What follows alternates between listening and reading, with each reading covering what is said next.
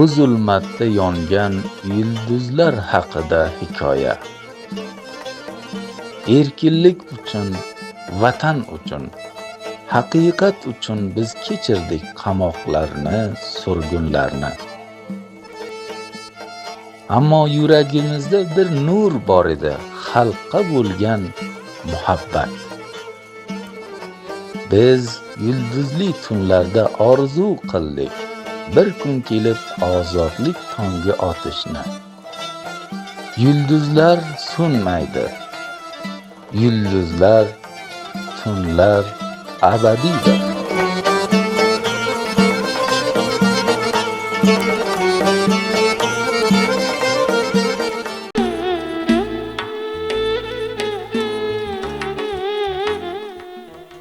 Assalomu alaykum qadrli ko'ruvchilar, O'zbekpedia kanalining aziz tomoshabinlari. Yana ham yulduzli tunlar dasturi yetib keldi. Bu dastur orqali men Nurahmat Yurtdosh xizmatingizga ekanimdan nihoyat xursandman. Bu bahsimizni yulduzli tunlar romanining Arasot 1-qism Quva 37-sahifadan davom ettiramiz. Tong endi otgan, hali oftob chiqmagan bo'lsa ham, ko'pchilik beklar va mulozimlar devoni omda hozir edilar. Hammalari Mirzoni ta'zim bilan qarshi oldilar. Zarbof to'n kiygan, beliga tillo kamar bog'lagan sersaqqol Eshik og'a birinchi vazir darajasidagi eng katta bek edi. Mirzo unga yuzlanib qayerdan chopar borligini so'radi. Hazrati oliylari Isfaradan. Eshik og'a ikki bukilib ta'zim qilar ekan, yuzi tun ko'rindi. Qanday xabar bek? Hazratim qo'lingizning bir qoshiq qonidan o'ting. Demak, Isfara ham yov qo'lida. Mirzo eski bir titroq bilan Marg'ilon choparini so'radi. Hazratim, Marg'ilon chopariga intizormiz. Nahotki Marg'ilon ham taslim bo'lgan, unda Andijon ham xavf ostida qoladi. Yoki choparlar yov qo'liga tushganmikin, balki birortasi xiyonat qilib narigi yoqqa o'tib ketgandir. Hazrati oliylari yana chopar yuborishga farmon berurlarmi? Chopar yuborib yana necha kun yo'liga qaraylik. Eshik og'a uzr so'ragandek ta'zim qilib orqaga chekindi. Axsi qalasining qamalda qolishi Mirzoga endi muqarrardek tuyuldi. U Eshik og'aga 6 oylik zaxira tayyorlatishni buyurdi. Qala bilan tepalikda turgani uchun unga suv chiqmas, suvni mishkobchilar tashib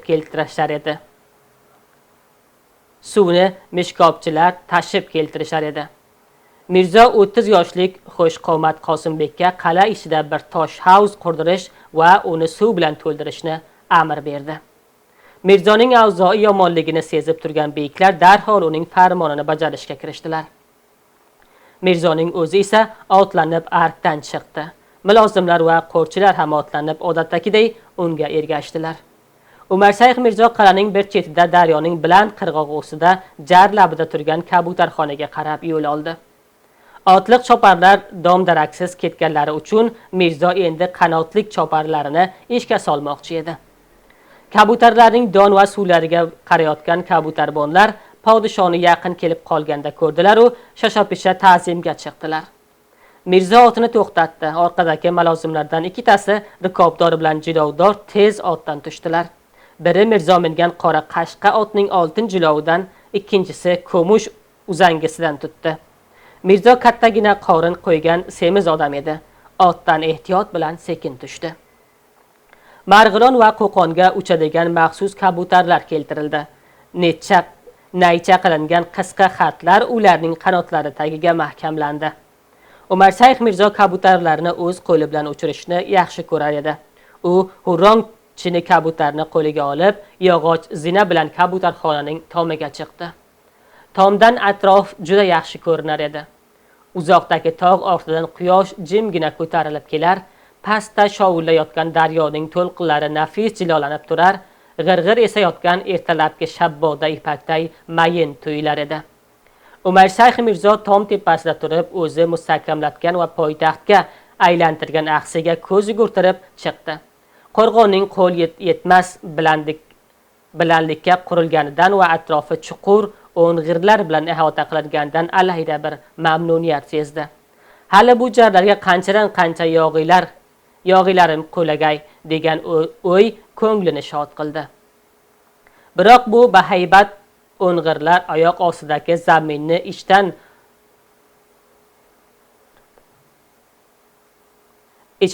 hilviratib qo'yganini kabutarxona ortidagi Biroq bu bahaybat o'ng'irlar oyoq ostidagi zaminni ishdan hilviratib qo'yganini kabutarxona ortidagi jarning tagini suv o'yib ketganini, yer o'pirilgudek bo'lib turganini Mirzo ham, uning atrofidagi mulozimlar ham mutlaqo sezmas edilar. To'prog'i to'kilib qulashga bahona topolmay turgan jarning qa'rida xatarli bir sharafa borligini hozir faqat kabutarlar sezayotgan bo'lsa ehtimol.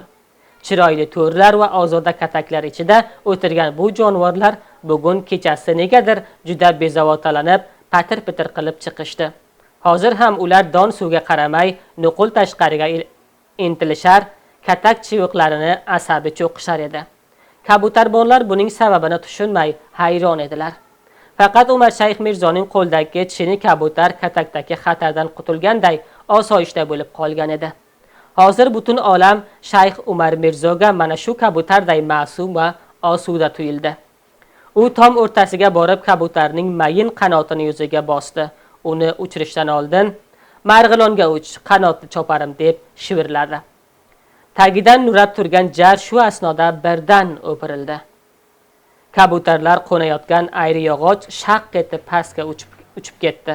Odamlar nima bo'layotganini tushunib ulgurmaslaridan kabutarxonaning narigi devori jar bilan birga o'ng'irga qulab, tomni ham tortib ketdi.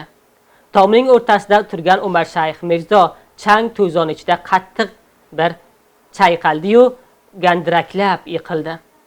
Uning jon achchig'i bilan qichqirgani vohimali qarsillash va go'rsillashlarga qo'shilib eshitildi.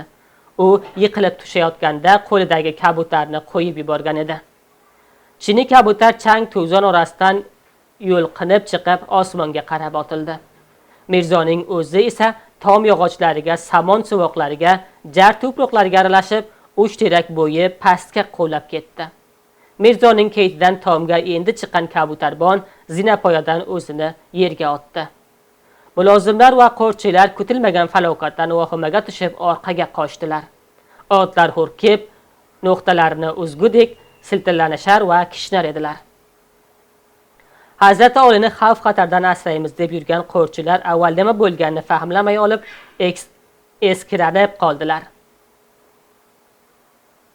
esankirab qoldilar. Keyin ular jar o'pirilganini fahmladilar, lekin Mirzoning oldiga tezi yetib bora olmadilar. Chunki bosh aylanadigan bilanlikdan pastga tushib bo'lmas, nurab turgan jarning labiga odam borsa, yana o'pirilishi mumkin edi. Qo'rchilar va mulozimlar qal'adan ot choptirib chiqib, Mirzo qulab ketgan jar etagiga yetib borgunlaricha, so'ng u o'yilib yotgan to'proq, kesak va yog'ochlar orasidan uni topib, kulab olgunlarcha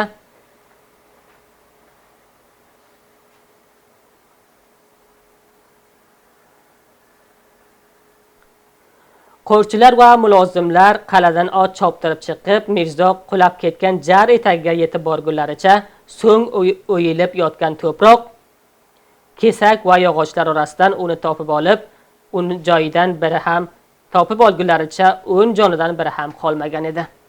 Uning jasadini arkka keritib yuvdilar. Mijiqlanib, tanib bo'lmas holatga kelgan yuzini oq shohi bilan yopib qo'ydilar.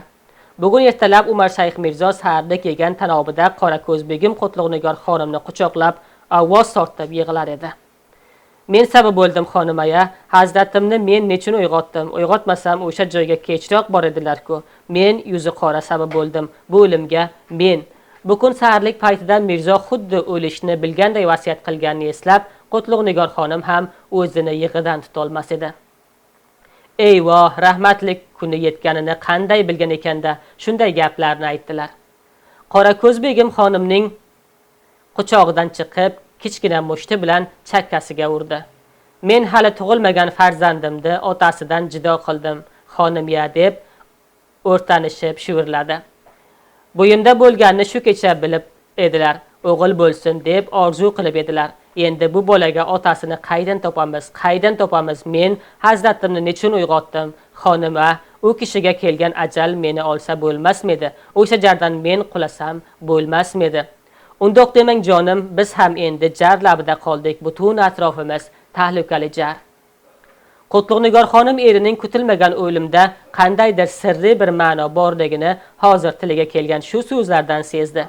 Umar Shayx Mirzodek jangovar, odam qonli urushlarda qilich chopib yurganda o'lmasdan jardan qulab o'lgani tasodifmikin?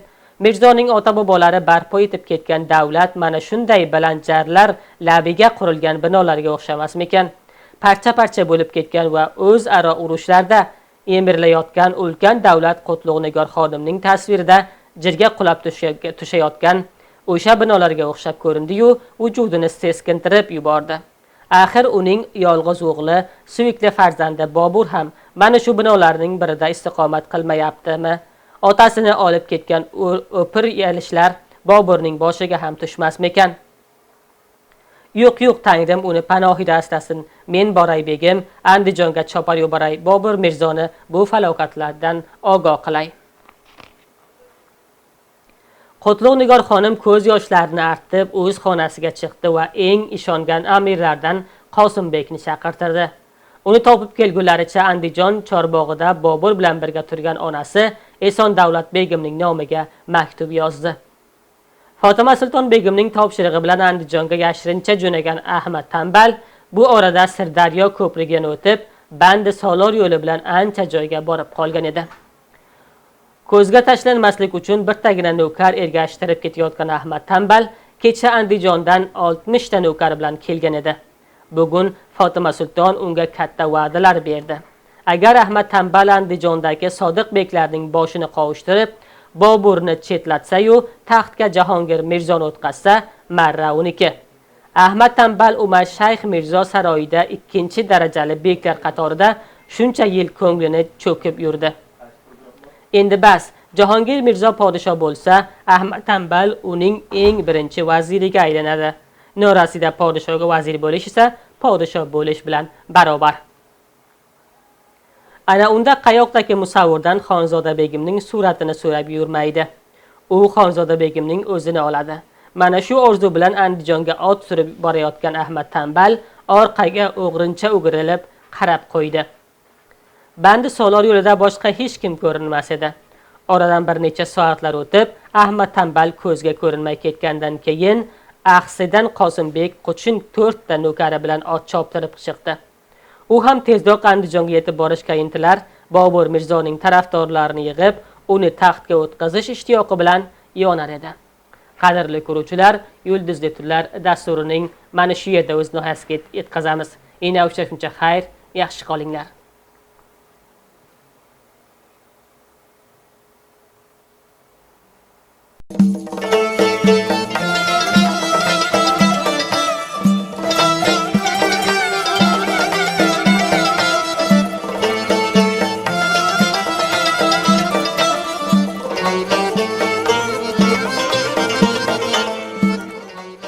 Bu zulmatda yongan yulduzlar haqida hikoya. Erkinlik uchun, vatan uchun, haqiqat uchun biz kechirdik qamoqlarni, surgunlarni.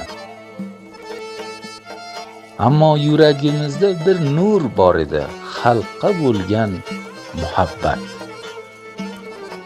Biz yulduzli tunlarda orzu qildik. Bir kun kelib ozodlik tongi otishni. Yulduzlar so'nmaydi. Yulduzlar, tunlar abadiydir.